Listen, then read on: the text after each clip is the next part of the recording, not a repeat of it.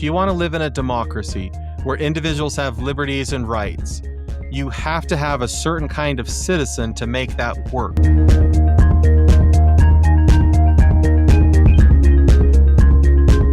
Welcome to The Latter-day Lens, your home for faith-promoting, unscripted discussion of current events. If you'd like to contact us, you can send us a text message through the link in the show notes. You could also email us, latterdaylens@gmail.com. If you want to know more about the show, please visit our website, latterdaylens.com. Hello, everybody, and welcome to The Latter-day Lens. I'm your host, Matt. With me, as always, is Shawn, and we're happy to welcome Levi back to the podcast. The GOAT. Welcome good to be back, here. Levi. It's good to have you. Guest host on the podcast. Here I am. Yeah. Hey, by the way, I haven't mentioned this to anybody, but next Saturday, Melanie's getting married. So I'm not going to record next week. I'm just going to enjoy the marriage. So listeners, you're going to have to just wait for a little while I have some fun. Listen to back episodes. Yeah. There's a whole catalog back there. Yeah, there's a whole lot of stuff. Did you know Hundreds of hours. For whatever reason, people on YouTube have started noticing the podcast. And so people are going back and listening to those old episodes. And I can't even remember what's on those old episodes. It's probably good stuff. Space Shuttle. Man for All Seasons. Sam has another podcast, and he interviewed a senator from Ohio on it. So we were just chatting this week, and Sam is still a listener. So even though Sam doesn't join us, he still listens to the podcast. And he likes it, right, Shawn? He thinks we're doing okay. He does like it, and we should give him more shout outs to entice him back as well. So, Sam, you are the GOAT. Levi's the GOAT, but you're also a GOAT. There can only be one GOAT. Do you know GOAT stands for, Shawn? Great test. Great test. Categories. No. There's different GOATs in different categories. Oh, okay. All right. What category is Levi the GOAT in? Supporting actor. Levi's the GOAT in Mission Companions. Oh, okay. And what is Sam the GOAT in? High praise. See, Sam was never my companion. So Sam is the GOAT in that kid is good at interviews, man. I watch his podcast, and he needs to be a journalist. He needs to interview the whole world, not just on the auto industry topics, but everything. That guy is so good. The GOAT. He used to have he used to host a radio show in Utah back in the day. KJQ was like the alternative show, and then he would host that radio station, and then he started Sounds of the Sabbath on that radio station back in the day. So Sam knows what he's doing. This is it's serious business for Sam. He's not playing around. Well, he's OG, right? Like that was pre-internet. Like he was. Yeah. He was broadcasting when it was radio waves. Yeah. That dude's awesome. Well, we miss Sam. So as a shout out to our listeners and viewers on YouTube, I have no idea who these people are. I tell you this, don't spend too much time reading comments on YouTube. It can be a scary place, but I'm going to read a few of them just because some of them are supportive of our podcast and some of them are not, but these ones, okay. So this one is at Ziggy Man, and then a bunch of numbers and letters, says, this is about our conversation about the military draft. He says, not everybody, don't believe me?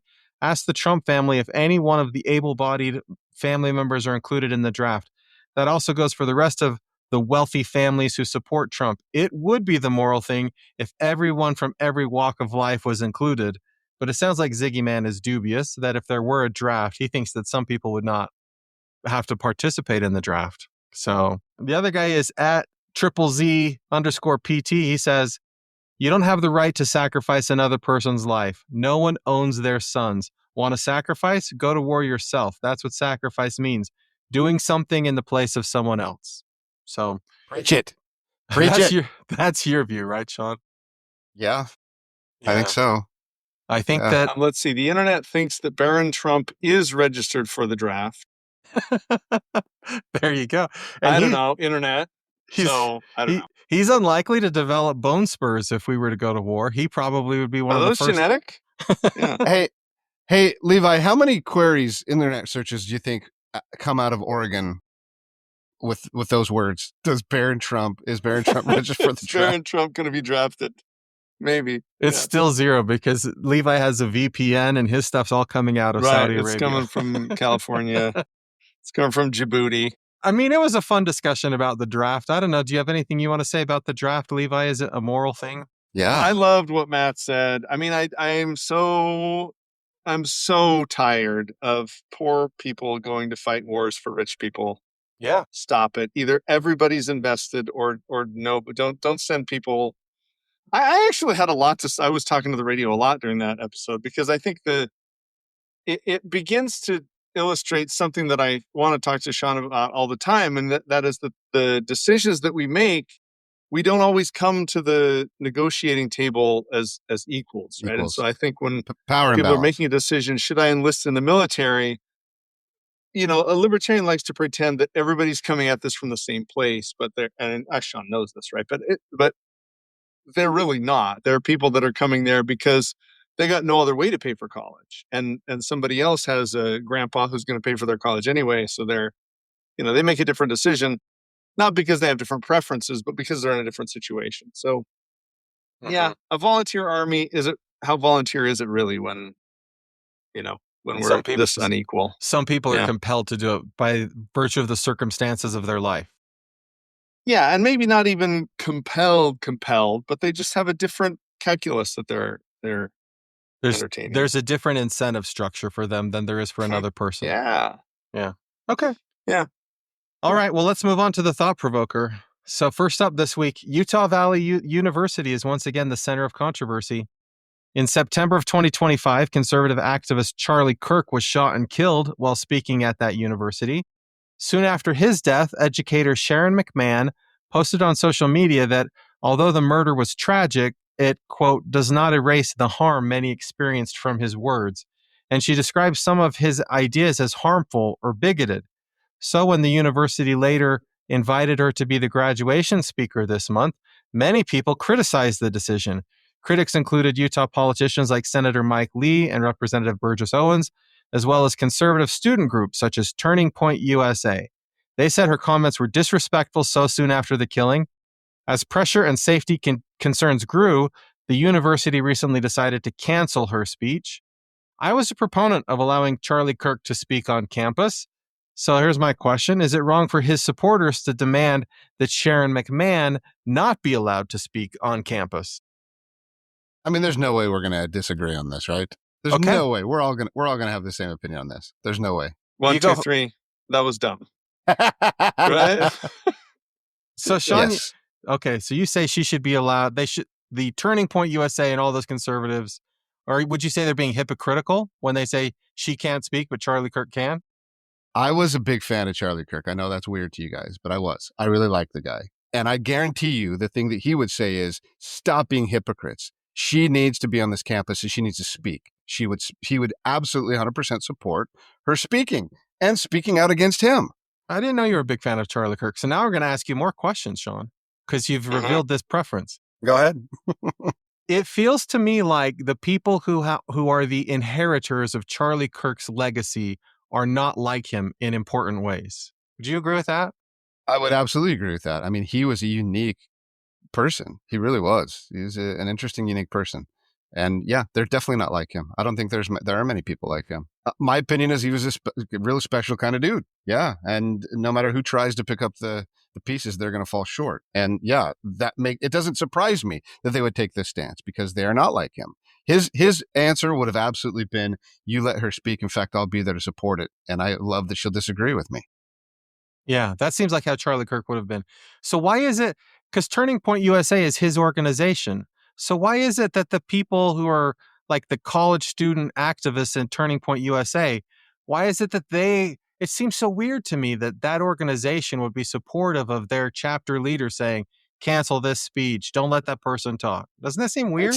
It's such hypocrisy. It makes zero sense. They should be, if they're claiming to support Charlie Kirk and his message, they would be the first ones to say, what are you talking about? Let her speak. In fact, provide security to let her speak, protect her free speech. That's what he was all about, is get together. Just because he had strong opinions about stuff, he was very much get together, have conversations with people you disagree with, do your best to use logic, be respectful, and have strong opinions, but let people talk about them. So really hypocrisy. Yeah, really. Are we talking about Erica Kirk? Who do we think is we talked about the heirs of the Charlie Kirk legacy. What do JD Vance? Would that be JD Vance? JD Vance? Or that what?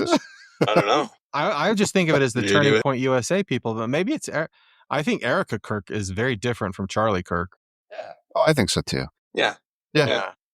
I think he was one of those, cult of personalities type of characters that he had a combination of personality traits that you can't duplicate. So I have no idea, Levi, who's taken over. I don't like anything they're doing, so I don't really follow them anymore. So is there, on a broader level, is there anything somebody could say that we would not support? If it's illegal, Matt talks about sometimes how the law dictates what is moral. Obviously, we shouldn't submit to that standard, right? The law doesn't dictate what's moral. God dictates what's moral. But I think if it's fair to maybe discuss like what is illegal, like incitement to violence. Yeah, I wouldn't support incitement to violence, right? Okay. But like straight up Nazis, somebody shows up and says, kick out the Jews. Yeah, I support that. Do we let that I stand? Support Nazi speech. I support all free speech that is not like directly inciting people to violence or directly causing harm, right? Anything. You have to, right, Levi? Don't you have to? Well, you have to. Yeah, it depends on where, right? I don't think all speech belongs everywhere. But, and I do also think that sometimes you can cool speech by allowing speech. And let me explain what I mean by that. When you invite somebody that uses sort of dehumanizing language, I feel like you take a whole segment of the population out of the discussion, and we miss their perspectives because they're not going to show up in places where they're going to be demeaned and dehumanized. And so I think it's naive to say that allowing all speech improves the debate. I don't think it necessarily will. I just, I would say allow all speech just because I don't know who's going to judge, who's going to be, who's the judge of good speech and bad speech. But I don't know. I walk away from discussions all the time because I think that's counterproductive. That's making the discussion poorer. But in the case of Utah Valley University, the university was paying this woman money. They were going to give her an honorary doctorate degree. So in many ways, inviting someone to be a graduation speaker puts them on a higher level than just Turning Point USA inviting Charlie Kirk to campus, right? Because this is the university endorsing her. This is the university saying we approve of her. And so I could see why people might say, hey, she says things that bother me, and I don't think she should be honored. And I think people should have the right to say, look, I don't want that person to come in as a graduation speaker. So in that way, it's a little bit different. But it just seems weird to me to have the Charlie Kirk people be the ones to say, hey, don't honor her. I agree exactly with what you said. I think it's no problem with a private institution saying, oh, wait a minute, there are a lot of voices saying that she actually did some offensive things or they don't want to hear her. They can make that private, that decision to not have her for those because there's consequences. But your question was perfect. It's the Charlie Kirk folks that are being hypocritical. They're the ones that I disagree with. I have no problem with UVU canceling it. Yeah, well, and I guess my bigger problem is they canceled it out of concerns for safety, right? So if it's the people that are supportive of Charlie Kirk that are making the university feel like this is an unsafe environment, like that's nuts. Crazy, right? How could you be there and witness one event like that led to violence and then in any way be supportive of something that might lead to violence because you disagree with somebody on the other side? Like that's the part of it that to me seems just crazy. Was Charlie Kirk a free speech proponent? He in favor Major. For sure. Was he canceling CRT? No, Charlie. Charlie Kirk wasn't get CRT out of our universities. Charlie Kirk is going to advocate for the positions he would advocate for, but he would do it in a manner of debate, right? So I didn't watch Charlie Kirk very often, but the most recent thing I saw before he was killed, he went to Oxford University and stood at the podium, and anybody at Oxford University could stand at the podium and debate with him for a period of time. He was never disrespectful. He never went to ad hominem attacks, although sometimes people would attack him. And so he could have whatever views he wanted to have, but in terms of free speech, he was a proponent of the idea of let's debate and discuss things, not the idea of let's silence opposition. Yeah, with CRT, yeah, he certainly did say, I don't think that belongs in schools. But he said, but let's talk about it. Come change my mind. I'm an open-minded person. Give me an argument that changes my mind on that, and I'm going to shut up and listen. And he would do that over and over. I mean, there's years and years of of videos of him doing that. And he would listen to their arguments. He would retort Well- back, and it was very respectful. And it's fine if he wants to have a discussion about CRT. What I don't go for is somebody that wants to police what professors say, right? Somebody who's going to say, you professors better not talk about CRT. That's not free speech. That's just trying to move the Overton window, right? Like, here's the test. Like, if you're a free speech proponent, I want to know if you favor speech that's on the other side of the Overton window from you. He does. Right? 'Cause Oh, if he all did. you want to do is, we know what the Overton window is? Maybe not. Matt does. The Overton window is the range of ideas that are sort of acceptable in a debate. And if you're outside the Overton window, then you're crazy, right? And so a lot of people on the right want more ideas on the right to be acceptable, right? Let's talk about, maybe let's invite Charles Murray to talk about how maybe black people are just dumber than white people. Like that, like those are the ideas that they want to be in bounds, right? But they don't want to expand it on the left. They don't want to talk, about whatever crazy leftist ideas. Critical race And theory. so the question is, right? Critical race theory was the example you were using. yeah. So if you want to expand, if you want more righty ideas and you want fewer lefty ideas, you're not trying to expand the Overton window. You're just trying to move the Overton window. So the litmus test is, do you appreciate the ideas you disagree with? You want more of those. So I learned more about critical race theory from Matt Miles, Ben Shapiro, and Charlie Kirk than anyone. They all talked about it in abundance as an idea of let's talk about it. Let's discuss it. And I love that Matt fits in that category of people. I mean, it doesn't bother me. I don't feel like I'm a propagandist. And again, I don't listen to a lot of those people, but I would say that from my limited experience with Charlie Kirk, he was not trying to limit speech, right? He might say Marxism has no place in higher education, but he wasn't saying limiting speech, certainly. Yeah, he might have said that, right? But he wasn't saying. Well, I don't know. He never said you shouldn't do it. What he was saying was you should choose not to do it because it's a bad idea. I mean, yeah, it's not limiting speech to say, I think this is a bad idea and I disagree with it. Let's discuss it. Change my mind. He said, let's talk about it. I mean, that's the reason he would go to college campuses and do it. So Jordan Peterson once was like compiling a list of Marxist professors and pushing them out to students for them to avoid. Is that limiting free speech? What's your idea on that? Can we? I mean, to me, that's no different than rate McCarthyism. Is that that's no different than rate my professors, in my opinion. It's the same thing, right? Students are going to self-select professors for all kinds of reasons, and it's just one way an activist can try to push their agenda. I don't know how effective it is, but you think that's limiting free speech, Levi? I don't think it is. Well, you think it is? That's not expanding the Overton window, right? That's trying to move the Overton window. So that's certainly somebody saying, like, he talks like, and this isn't Charlie Kirk anymore, but he talks like, we just want everybody to expand their minds and talk about all these great ideas. Oh, but not those ideas. Don't expand your mind with those ideas because they're bad ideas. Well, I've listened to Jordan Peterson quite a bit as well. And I do think that he says, listen and study all ideas, but there are good ideas and bad ideas. And it's okay to identify bad ideas. Sure, talk about them, but talk about them in a way with an open mind, but talk about them in the way that you do point out principled flaws in those bad ideas.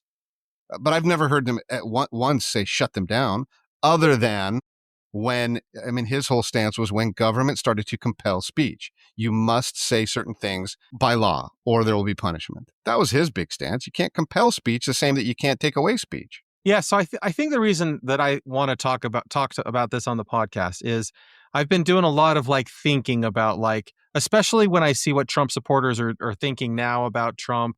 Some of them are trying to justify why they voted for Trump, even though they disagree with things that he's doing. And a very common thread I see among people on the right is it's the Joe Rogan sort of stuff. Like, they felt like Kamala Harris and Joe Biden, there was like this push to like silence people and to make certain ideas evil in society. But there's this idea on the right that, hey, the people on the right want to expand speech and want to expand liberty, and they're not going to try and silence me. And I just think it's very interesting that now we have something on the right doing the exact same thing that they were accusing people on the left of doing. Hypocrisy. It feels like there's some hypocrisy there. And And I don't know how you feel about this, Levi. Like a little bit, I did in the past feel like there's certain things you can't say. I wouldn't say that I can say more things now. I think it's what you're saying about the Overton window. I can say different things now, but I haven't expanded my ability to speak. Because if I wanted to post something anti Charlie Kirk after he died, there was a strong sense that like you're going to get canceled or you can't say that, right? So it feels like who you vote into power just changes the dialogue about what's acceptable and what's not acceptable to talk about. I feel way more welcome to say racist things now than I was 2 years ago, but I don't know that that's better, that people are more openly racist in their speech than they were 2 years ago.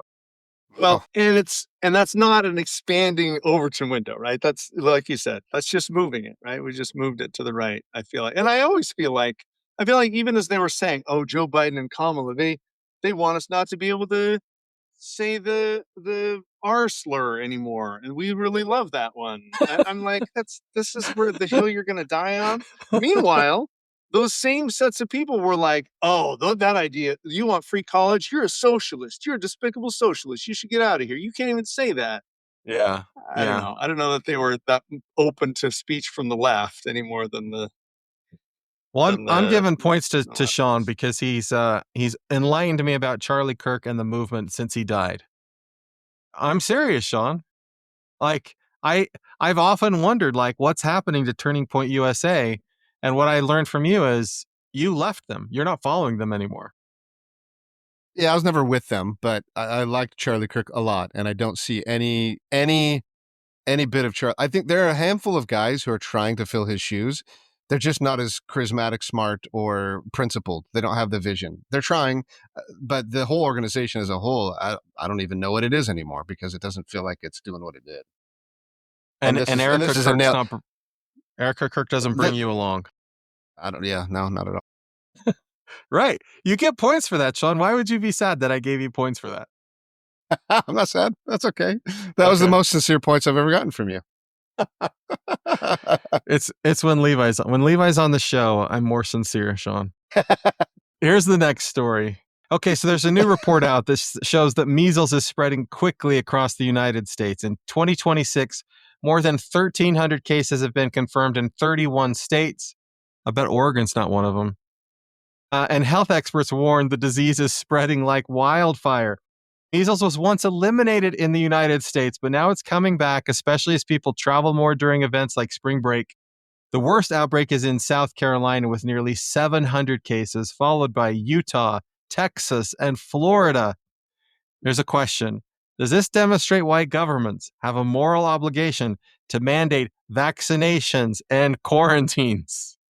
Yes, I'll tell you right now. I love that you couldn't. I love that you couldn't ask that question without laughing and smiling, and you couldn't help but just throw in your opinion first. I'm telling you, I mentioned this before, but my students did a whole bunch of interviews with other students, and so I've been listening to them. And one of the questions they were asking students is, "What did you think about that COVID-19 stuff?" And there were the number of students that said, "It has been proven that the COVID-19 vaccine was harmful to people's health. Therefore, I'm glad that we're not mandating that stuff anymore." It blew my mind. I'm like, what happened to America? Like my wife, she believes in her soul that vaccines cause autism, and that's okay. There's no amount of empirical evidence that will persuade her otherwise.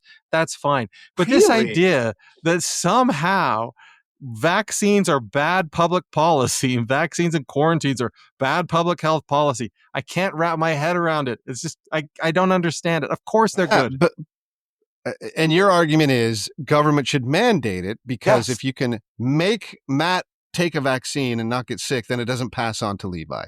It's an altruistic, righteous, I mean, it's a moral and righteous thing to you and to a lot of people, right? Yeah. You're being unkind and you're being immoral if you don't take the vaccine because you're going to cause Levi to get sick, and that makes you a bad person. I'm not worried about Levi getting sick. Levi's a big boy who can take care of himself. I'm worried about infants who lack the immune, they can't protect themselves. I'm worried about other people who are taking medical treatments who don't have the immune system to defend themselves, and we're just going to spread measles around like wildfire. It was gone, Shawn. It was gone. Nobody had measles, and now it's back, and people have to actually worry about it. People die from measles. But do you hear my tone? Like I'm joking a little bit, but do you hear my tone? My tone is this, Matt. You saying that if I don't take a vaccine, I'm an immoral, I'm a bad person because I caused babies to die. I'm that saying message, and then hang on, by mandating it by government, that is the tone that those who are pro government mandates of vaccine, that is the expression that comes across, that we are righteous. yes. You are evil. You are bad people. No, really, that's the tone that comes across. You're bad because you kill babies. That's the message I want to come across. I'm saying the government has a moral obligation. If the government knows that you're going to do something that will harm your neighbor, and they say, whatever, freedom of choice, do what you want to do, they're doing the wrong thing. If you're going to do something that's going to make your neighbor sick or inflict harm on those around you, the government has a moral obligation to prevent you from doing that or to punish you severely when you choose to do that. What if I have COVID, refuse the vaccine, but I choose to quarantine so I never expose myself to my neighbor? Okay, that's the governments can do that. Morally, governments can either require vaccinations or quarantines, but you have to do one of them. You can choose no vaccine. Like if you're like my wife, and you're like, hey, vaccines are bad, fine. If you get sick, you quarantine. But that's not what's happening. Or go to jail. Quarantine or go to jail? That's right. Quarantine or vaccine or go to jail. Quarantine yourself or we'll quarantine you for you. That's right. We will put you in a quarantine location. Like this is what governments do. They protect people from other people that are going to do stupid things. That's like when we say the government's job is to protect and defend its citizens. This should be one of that's what we do with somebody who has the unfortunate tendency to stab other people. We say, okay, we're going to quarantine that person so they don't harm other people, right? Yeah. All right. So Matt and Levi, you know how there's that anecdote that says, well, when women get a cold, it's a very different experience from when men get a cold. Either that or men are just such wusses. You guys are we are such wusses that when we get colds, life is over. Whereas women are just tougher than us. When I get a cold, guys, it is horrible.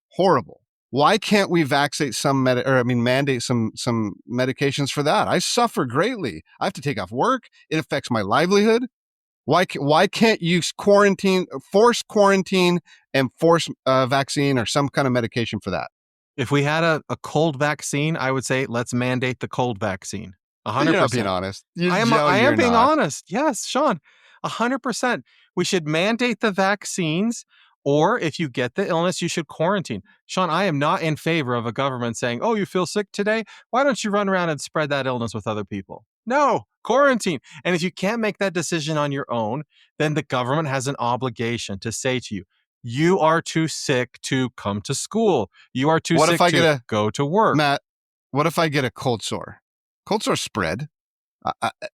Should I be forced to stay in my home or to take some medication that I don't choose to take because I could possibly get it to someone else?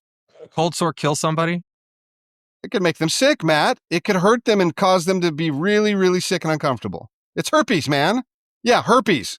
I don't know that now it's like that's from The Office, right? Cold sores aren't really herpes. Yeah, aren't they? I don't know. I have no idea. Somebody fact check us on that. Herpes, a cold sore is a symptom of herpes simplex. Correct. Okay, right? But if it's herpes, then it's not communicable, right? Herpes is a sexually transmitted disease of some kind. So you're not going to give me herpes. Matt, if I rub my face with my cold sore, I shake your hand, you rub your mouth, it's possible you can get a cold sore. Yeah, you can fact check us, but I'm pretty sure that's what it is. So why not mandate that, Matt? Like, my point is, at what point does the government decide? Do we want to give the power to the government to decide how much invasion in our lives we have to take? It's really by simple. Force of law. How contagious is the disease? How dangerous is the disease? Those are the simple questions. Contagion and danger. Go ahead, Levi. Here's our fact check. Cold sores, highly contagious, spread through close direct skin-to-skin contact, such as kissing and sharing items, utensils, lip balm, and towels. Okay, you're going to tell me I can't kiss Matt when I want to kiss Matt? Is that what you're going to tell me? If you have a cold sore and you kiss me against my will or something like that, right? When you're talking such Matt has to quarantine. Right, there you go.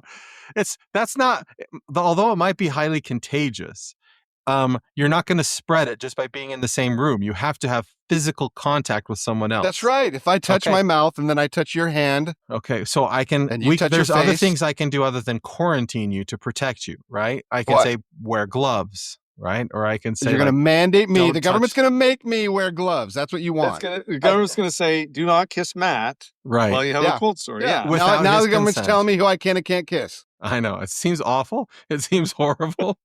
Especially Big brother. What if Donald Trump says, hey, look, if it's okay to make people not kiss each other because of herpes, now gay people can't kiss each other too.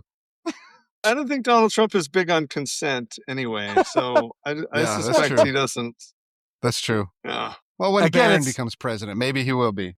When we say, Shawn, a libertarian should love what I'm saying. What is the role of government? To keep people safe, right? And to provide basic necessities. It is far more important. A government, and if we want to go to the scripture, because the latter day lens, right? The job of government is for the benefit of people, to protect them, to keep them safe. So any government that refuses to pass laws and regulations that prevent the spread of disease is doing something morally wrong. I think I'm going to maybe surprise the audience and you guys by saying I'm strongly against things like vaccine mandates. I think that it's really good for the government to provide really good information and for them to launch, big PR campaigns and say, look, here are the things that are really important to do, for them to support research into vaccines and things like that. But I really do think I think there are cases where it's probably time to quarantine somebody, right? Forcibly quarantine somebody that has Ebola, right? I know you really are excited to go to that Mariners game, but no, I think we're going to keep you here. I think those cases are very rare just because I don't really trust the government to decide who's worth quarantining. The government is the people. We are the government. We know what's best for ourselves. Yeah. Matt, Levi gets all the points, man. Oh, man. Okay. Well, I'll give Shawn the points because he talked about herpes and gay kissing in a way that made me really happy inside. All right. Let's talk about gender bias. Whenever we get three guys together, I know it's time to talk about gender bias in the United States. Don't worry, ladies. We got this one. But mostly, I know Shawn likes sports way more than vaccines. So I had to throw a bone Shawn's way after the last topic. All right. So listeners have probably heard about Diana Rossini. She's an NFL reporter. I'm a big fan of Diana Rossini. She does great NFL reporting. And when I listen to her, she talks about her family. She loves her kids, loves her family. Well, she was caught, or somebody took photographs of her with New England Patriots coach Mike Vrabel at a resort. And they're both married, and it looked as if they were being a little bit more friendly than we would expect in a professional relationship. Some critics said her actions hurt the reputation of women in sports journalism. Others have argued that it shows that there's a double standard because Mike Vrabel has had zero consequences as a result of this, but Diana Rossini resigned her position at The Athletic. And so here's my question. Is this an example of a sexist double standard? Or is there something else happening here? That he keeps his job and she loses her job? Yeah. I got an opinion here. You got an opinion, Levi? I don't know how Matt's going to make it up to me for choosing this topic, because I think I had never heard of Diana Rossini. I don't care about this at all. My wife says that ESPN is just celebrity gossip for men. She says, I've watched so many hours of ESPN. I've never seen a sport played on ESPN. It's all just celebrity gossip. He's awesome. So shame on you for proving her right. Yeah, it's probably a double standard that if she's suffering consequences, he's not. Yeah, don't do that. Well, let me give Levi she's a lot hotter than him. Yeah, let me give you more background to this, Levi, because Diana Rossini is not at ESPN anymore. But back in the day, I think it was the 70s or 80s, the sports world would say we're not going to allow women journalists into the locker room because these women reporters, they're not really interested in reporting on sports. Women can't actually be interested in sports. They're just trying to find a way to get into the male locker room and get access to men that they couldn't otherwise. Right. It seems laughable today. And so for the last, 30, 40 years, there have been a lot of women reporters who've been working hard to change the way that female sports journalists are perceived. And Diana Rossini was at the front line of that. Like, she was getting scoops, she was getting stories, she had better information than most male reporters. And so for women in sports, it was like, wow, she's proving that you can develop relationships, have a professional relationship without like sacrificing your integrity or your morals or something like that. And so a lot of women are like, this story just shows that like women have to sleep their way to the top, or women have to compromise who they are, or really it's just about those intimate personal relationships. After all, it's not really about a love of sports. So that's kind of the sexism, the take on it, right? Not so much about ESPN. What do you say, Shawn? Yeah, Go so ahead, I'm Levi. reading that Mike Vrabel is, yeah, you're right, suffering no consequences from this. NFL will not investigate Mike Vrabel over resort photos. Yeah. Or resort. Yeah, because he's the New England Patriots head coach. So there's And she nothing was wrong. like forced out. She was. Well, no, the New York Times said we're going to open an investigation. Well, because again, the New York Times, who owns The Athletic, they say we care about journalistic integrity. We don't like the idea of reporters getting stories by sleeping with people in hotel rooms and things like that. And so they open an investigation, and she's like, no, you're not going to investigate everything I do in my life. I'm just going to leave rather than have you do that. And so, but the Patriots, they have no ethical standard that says coaches aren't allowed to get free meals or to sleep with reporters or whatever. So from their perspective, he's done nothing wrong because he can do whatever he wants to do. There's not the same kind of ethical violation from their perspective of a coach that the New York Times has of a reporter. Yeah. So is this a gender thing, or is this just a reporters versus coaches thing? Good question, Shawn. I think it's definitely a double standard and sexist. I think that they've definitely they're treating her in a specific way because it's her. And I hope that she's able to reinvent her career out of this and create something better. I don't know what they did. It's none of my business what they did, but absolutely to treat her to this standard, when you look at all the professional athletes, all the coaches and the behavior, like, are you kidding me? Like, we could make a list of 30 NBA players who are accused of raping and punching their wives and and no consequences, nothing. Yet this poor woman gets treated this way. Yeah, absolutely sexist and double standard. I don't like it. It used to be this way in politics, where if you're a member of Congress or you're an elected official, you could take gifts from lobbyists. You could, like, if there was a reporter that wanted to do favors for you or whatever, we're like, oh, you're just cultivating a good relationship with the press. So this double standard that we have, I think that the woman, Diana Rossini, makes it most visible, right?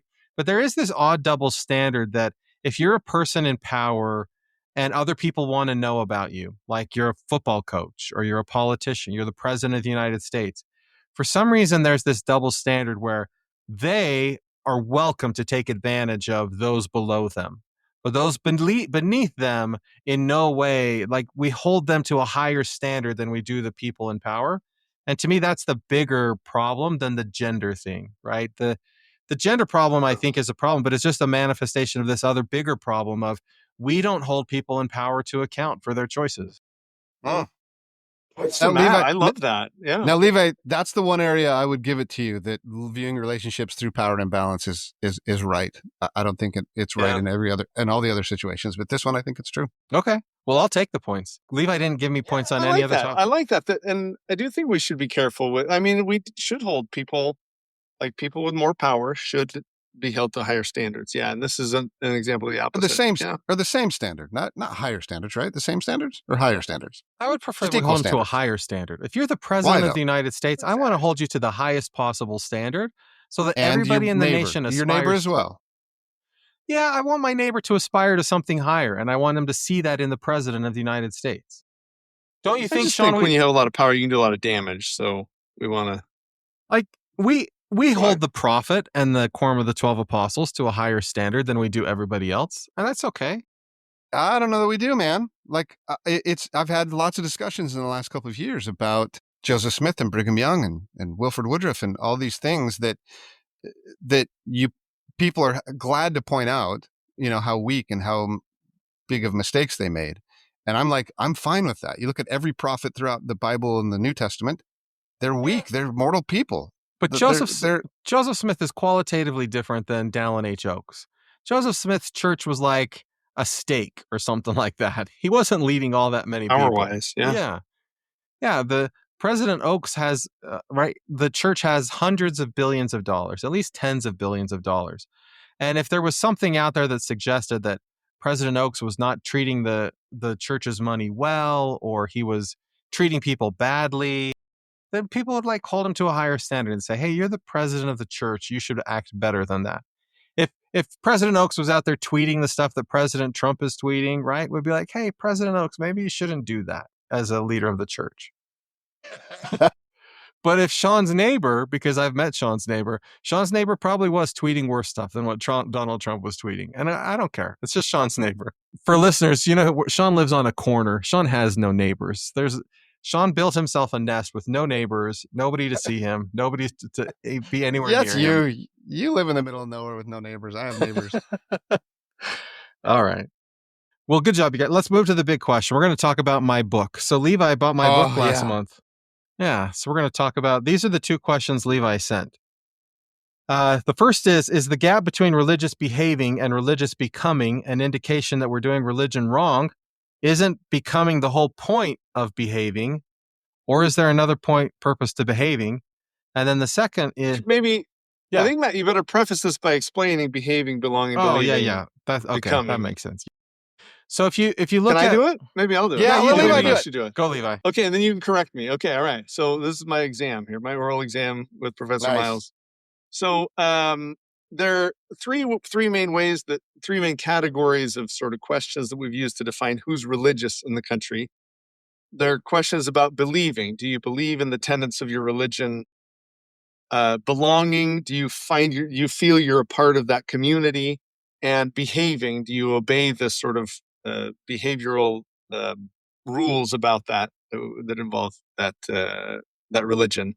That's good. And Matt's book proposes a fourth, which is becoming, and it has to do with is your religion making you the kind of person that your religion claims to value, claims to be trying to make you into. And so then when we say, when we talk about becoming, those words you'll notice in here: becoming, behaving, believing, belonging. Yeah. Right. So Levi's question is, isn't the whole purpose of behaving to help us to become something? So and I show in the book this big gap, at least in terms of politics, between religious behavior and religious becoming. So people who score really high on religious behavior, like they go to church, they read their scriptures, they pray a lot. Sometimes that's associated with support for political violence. Sometimes that's support with strong dislike of your political opponents. But religious becoming is not associated with those things. In fact, it has the opposite effect. And so Levi's question is, does that mean we're maybe doing religion wrong if those who are practicing their religion seem to be not the kind of citizens we would want them to be? Maybe we're doing religion the wrong way. Is that what you're saying, Levi? Asking? It is. And are there, did you find, Matt, that there were certain, because there's several questions involved in each of those categories. Did you look at, are there maybe certain behaviors that people encourage that do cause them to become loving, generous, charitable people? Or or in your own life, have you noticed that there are certain ways that we behave that are more important in really making us the people God I think wants us to empirically that's kind of the thing that's hard to do, and that I don't do in the book at all, but that I think would be interesting to do, right? Because I don't show how religion creates the kinds of people that it's supposed to create. That's like one of the kind of the gaps. But I think of it more like this. We all know people who go to church. We all know people who do all of the right things, but they don't seem to become the kinds of people they're supposed to become. And I think that it comes down to the intent with which you do things, right? We can all go to the same service project. And if I'm doing it because I've been promised some tangible reward from my parents when I get home, I'm going to have a different spiritual experience than somebody who goes there because they love Jesus. And that's harder to measure. Can I ask, from a knucklehead standpoint, can I ask two smart guys some questions about all this? 1.5 smart guys. Yeah, I've only Matt's a read half half the man. book, so yeah. Matt's a half man. So how do you, like, this is a knucklehead question. How do you separate behavior from becoming? For example, if I steal something, am I a thief? Right? My behavior, if I continually steal, if I steal once, maybe I'm not a thief, or am I a thief? If I steal regularly, am I definitely a thief? Is this the difference between like stealing something as a behavior, becoming something as the result of my behaviors? Is that what we're getting at? Well, so I'll put a link in the show notes. You can actually go to the book's website and you can take the little quiz and see how you score on this. And you can see like the mean scores for on these things for all the different religious groups in the United States, at least the big ones. But becoming is not really about the behaviors. It's about like, are you the kind? So all religions teach that there's these 4 virtues that people should try to become. Like choose any world religion. They value temperance, which is this idea that you shouldn't be really greedy, right? They value transcendence, which is this connection to something bigger than yourself. They value humanity, which is about the way you think about the people around you, and they value justice, this idea that people should be treated fairly and things like that. And so the becoming measures the extent to which a person agrees with the same kinds of things that most world religions say we ought to become. And so it asks you questions about yourself where you're like reflective and like, do I do this? Do I do this? How do I feel about this? And then it's sort of like a self-assessment of like where you would fit on becoming. Same as we measure behavior by asking you, like, if I cared about, do you steal things? I would just ask you, how often do you steal things? Or how many things did you steal today? And I would measure behavior with like a self-report. Are you able to conclude based on those answers what I am, what I become? Well, I don't know that I'm actually like pinpointing you. Like, I don't know that I'm getting to the core of you, but I think on average, yeah, I think we can talk about like broadly how people are, like how, if they've become something or not. But I'm asking you, does the behavior define the becoming? In other words, if I repent once a year, am I repentant? Am I a repentant, covenanted person? Am I keeping my covenant as a repentant person?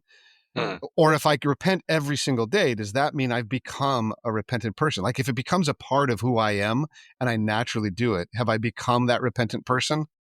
Yeah. Like, does the behavior define No. me, who I become? Okay. The behavior somewhat predicts it, but no, it's not. They're not the same thing, is what I'm saying. Yeah. Okay. There are people that don't do any of the religious behaviors that score high in religious becoming because there's alternate paths to becoming that, which is why some people would say, well, then what you're measuring isn't religion. I would just say, I'm not measuring enough of all of the various ways people can practice religion, right? So there are people who never go to church, like a Buddhist, who could become something like what the Buddhism teaches, even though they don't go to church. The 4 standards that you mentioned that the book teaches, that's the becoming, right? If I become the justice, the Humanity, Just temperance. transcendent and temperate. Yeah. Yeah. So Yeah. okay. Okay.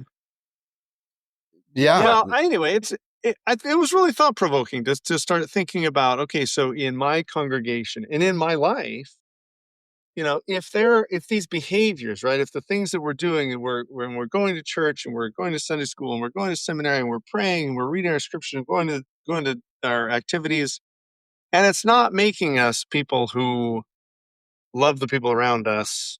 Yeah, what should we fix, right? I see that as a real failure. I see that as like kind of a real tragedy. If yeah, and so yeah, it's worth thinking about how do we fix that? Yeah. Are there? Can I suggest one thing, Matt? And you guys teach me this. Are there not? Is there not a hierarchy of behaviors that some matter more than others? Like, for example, the most common things taught by the Savior were the behavior of faith, the behavior of repentance, the behavior of covenant making and baptism and receiving the gift of the Holy Ghost. If my behaviors are consistent with those 4 things, am I not becoming? Isn't that the point of becoming? Whereas if I drink Mountain Dew every day, I can still be adhering to those 4 things and become something, right? Is there not a hierarchy of behaviors, or is that not true? I think that it's more about the intent. So in terms of parenting, my oldest son, My thought as a parent when my kid was young was my job as a dad is to help him maximize his potential. And I have it in me to be a manipulative person. Max. And so, yeah. And so I structured his life in such a way that if he did all of the right things, he would be happy and content. But if he didn't, his life would be miserable. And it was miserable for a long time. And then when he says it when he was 13. So somewhere in 13, 14 years old, I was praying and Heavenly Father was like, that's not the way you should be doing things. Like I got this sense that like God could of course make all of us be perfect, but he only wants us with him if we choose to be with him. And so Max's story is like, you came to me one day and you said, he's like, I'm 12 years old or maybe, I don't know. And you said, I've taught you everything I can teach you. The rest is up to you. And like, I don't know, maybe I said it like that, but it was just sort of like at a certain point I realized if he didn't do things because he wanted to do them, he wasn't going to get any of the benefit out of doing those things. And so I stopped trying to make him do things. I still led by example, but I was no longer like playing this manipulative role where I'm like making him do all of these things. And I think that that's really what it comes down to in the end. You have to do something because you want to do it, and then it will have a transformative power on you. But if you're doing it for any other reason, because the incentive structure around you, because of the community around you, because whatever, then it's not going to help you become something because you're doing it based on other incentives rather than the desire to change. So I've got to choose to take that vaccine in order to be a good person. No. The compelling won't make me a good person. You don't even have to choose to take the vaccine. You just have to choose to avoid jail. You just have to have a government that forces you to take the vaccine. So, but I think this maybe touches on the sort of next question, which is just something you mentioned. So the next question was creating a community necessitates creating a line between in-group and out-group, right? We have a religious community. Some people are a part of that. Some people aren't. Religious belonging, then it seems to me like it should almost increase our intolerance, right? That now that there's an in-group and an out-group, that just creates new opportunities for us to be intolerant. Is this Levi's question or Matt's question? Levi's question. This is my question, right? But maybe Levi, this is the kind of question that you have caused me to like my whole life that I've known you. This is why I love you so much, dude. What a great question. It's so great. Thanks. Yeah. And so are we, maybe we're doing belonging right. Like, I feel like that there are, a lot of people that one thing that I think Matt sort of alluded to was a lot of people are behaving in order to belong. And that's probably the wrong reason, right? That's probably why they're not becoming is because, well, I mean, I only show up to church so I can be a part of this community, which I love, right? And that's maybe a good reason to start, but it's not going to get you there. Anyway, but so if we are creating in-groups and out-groups, I don't know, how do we do it without making people intolerant of the crowd? Amazing. What an amazing question, Levi. Matt, I want to hear your answer. So this is sort of a weird thing, but Post Malone and Jelly Roll have this song called Losers. Have you guys heard this song? No. Oh, well, anyhow, I don't listen to that now. It's one of my favorite songs, but basically the song is about if you go to a bar, that's where all the losers hang out. And there's always a place for you here with the losers, right? And they're like, let's raise up this beer as like a celebration of who we are. Like religion does create these in-groups and out-groups. And I think that to Levi's other thing he was saying, some people go to church because they're afraid of being seen as the alcoholic out-group, right? They're afraid of being seen as the sinner out-group. And again, that's not transformative. So I think that religion, if you think about the way that the church talks about this, they say that we should identify first as child of the covenant, child of God, right? Disciple of Jesus Christ. If the in-group that you belong to includes all of humanity, then there is no out-group to be intolerant towards. And I think that's the idea that's Jesus' first teaching, right? Love God, love your neighbor. Who's my neighbor? Let's think of who you hate the most. That person's your neighbor. Because Jesus is all about saying, we're all the in-group and there's no out-group. And so that's why I like that Post Malone Jelly Roll song, because in my head, they're all part of our in-group too, right? They might be at a beer, but the message is everyone belongs and everybody's welcome. So Matt, if I've come to Christ through faith and repentance and the covenants, and I've had this mighty change of heart, you're saying that I am going to now, who I have become is I see people the way that God sees people. Levi used to always tell me that on the mission. God doesn't see you, Shawn, right now in all your weaknesses and failures and sins. He sees your eternal you, and it is beautiful and wonderful and perfect. You're saying if we become what Christ is offering to make us through his atonement, we will see people the way God sees people, which means there is no out. Yes. But I also am That's trying to say powerful. in this book that Jesus is not the only way to do this. The other thing I'm trying to say is that we give a lot of lip service to the value of other religions in the world, but there's always this part of us that says, but we're the best and we're the most correct and we're better than all of them and they would be happier if they joined us, which is true. But I'm also trying to say that we don't give enough credit to those other religions for what they're doing, because Buddhism and Confucianism and Hinduism and Islam, they're creating people that are changing in just the way you described, Shawn. They're going through that same kind of transformation. And our world doesn't work without that. Democracy requires we have a variety of religions that are developing these attributes in humankind. Agnosticism, by the way, atheism is doing it. And we have to give more respect to the other paths people take that get to that point. Even though I know they would be happier through the atonement of Christ, it's really not the only way to get to these four virtues. And you're talking civically or in a political society. You're talking about it's because obviously if you transition over to religion, you can't say in Christianity, as long as you become X, you don't need Christ, because that's completely, that goes against the entire religion. You're saying becoming as part of a political system or in our society, there's lots of paths to become that, right? People can apply the true absolute universal principles in any religion to become. That's what you're getting at? What I'm saying is, if you want to live in a democracy where individuals have liberties and rights, you have to have a certain kind of citizen to make that work. In the US context, you tell me this all the time, Shawn, they said you have to have religion in order to make democracy work in the United States. What I'm saying is, that's true. You have to have religion in order to make democracy work. What you don't have to make democracy work is Christianity. You have to have religion in one of its various forms.